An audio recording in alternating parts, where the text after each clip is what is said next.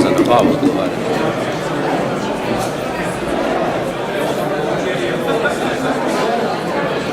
Da prisluhnemo Branku Žibretu, da odpremo njegovo drugo knjigo, ki ima naslov Strateška nabava.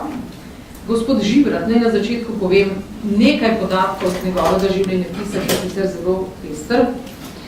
Je partner svetovalne družbe A.T. Kearney in je član njenega vodstva za jugovzhodno Evropo. A.T. Kearneyju se je pridružil pred 8 leti. Leta 2004 je postal partner in bil letos izvoljen za podpredsednika.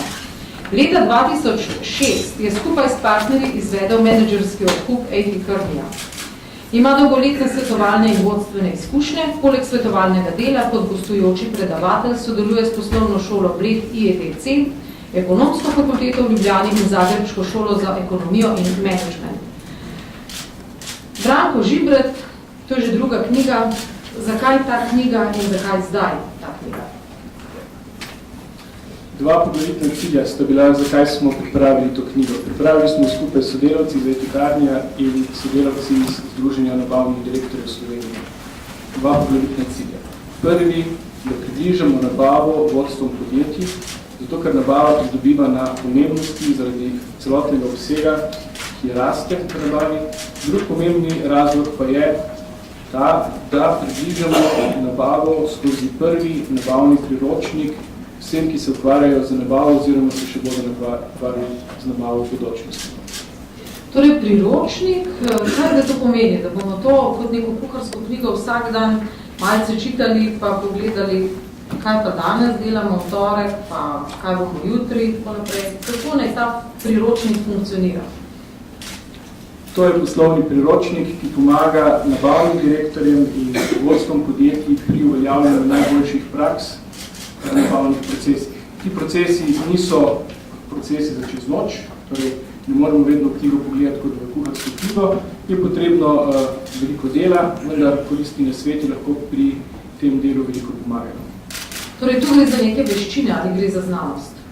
Gre za poslovne veščine, vedno bolj komplicirane, vedno bolj zahtevne veščine, zato smo ocenili, da je izdati knjigo na to temo več kot primerno. Kje pa sicer šolajo te ljudi, te nabavnike? Je to gospodinska stranka? Kje se rojevajo z nabavniki? Ja, zanimivo. Nabava je zelo pomembna v podjetjih, pa v bistvu nimamo nabavnih šol. Jaz sem zelo vesel, da Združenje nabavnikov Slovenije vlaga veliko naporov pri izobraževanju nabavnikov. Tudi nekatere poslovne šole so začeli s tem procesom in s to knjigo, v sodelovanju skupaj z Združenjem nabavnikov v Sloveniji želimo dvigniti raven nabavnega dela. To se pravi, to je druga plat medalje. Ne gre samo za to, kako prodajamo svoj izdelek, ampak tudi, kje kupimo surovine, sestavine, kje je zdaj ta catch, kje se da več prihraniti? Največ se da prihraniti pri nakupu dobrega znanja. To je najbolj zahteven proces. Da se veliko tudi prihraniti pri nakupu surovin, storitev, to so zahtevne metodologije, vendar pripričan sem, da je znanje tista dobrina, ki pridobiva na vrednosti in nabava je v veliki meri soočena z tem procesom. In s tem v zvezi se tudi vloga nabavnega direktorja bistveno spreminja v sodobnih časih. Torej, nabavni direktor, kdo je to? Kaj je njegova značilnost? Sploh je direktor, mogoče pa samo referent? Jaz mislim, da je nabavni direktor več kot direktor. Nabavni direktor ni več nekdo, ki se ukvarja samo z kupoprodajnimi odnosi in zagotavljanjem neke materialne bilance v podjetju.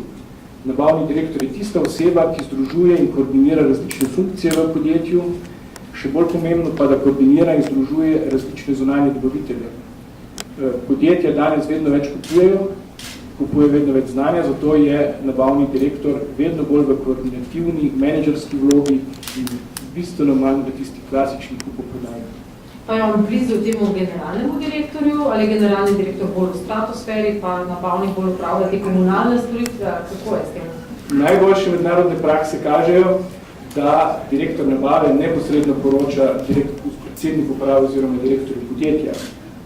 Po naših podatkih več kot 50% podjetij v svetovnem merilu, ki uveljavljajo te najboljše prakse, ima ta primer, da nabavni direktor neposredno poroča predsedniku uprave. V Sloveniji je to še ne tako pogost pojav, vendar nekatera podjetja in jaz sem vesel, da bosta sogovornika, s katerima bomo kasneje govorili, to potrdila, že uveljavljajo to najboljšo mednarodno prakso. Naslov knjige je strateška nabava. Ta beseda strateška je precej vojaška beseda. A smo v vojni mogoče? Ne, poleg vojakov uporablja besedo strategija tudi poslovneži. In nabava je ena od tistih pomembnih strateških silnic, v katerih mora vsako podjetje razmišljati. V sodobnih procesih vedno bolj, saj vemo, da je nabavni direktor še zelo zgodaj oziroma od samega začetka vključen v strateško načrtovanje podjetja in nabava v tej zvezi vedno bolj deluje v funkciji dodajanja vrednosti za končnega kupca. So pa to skriti neki prihranki, ne? Kakšni znajo biti prihranki v nabavi?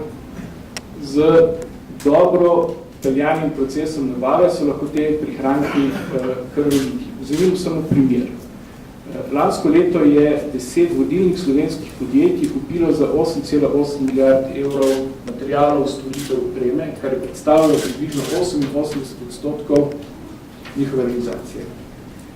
Če bi ta podjetja prihranila v nabavi 1% točko, bi to pomenilo več kot 80 milijonov evrov letnih prihrankov. Za primerjavo, to je na primer več, kot je danes realizacija postale iz Alečine. In kje se to skriva v Sloveniji?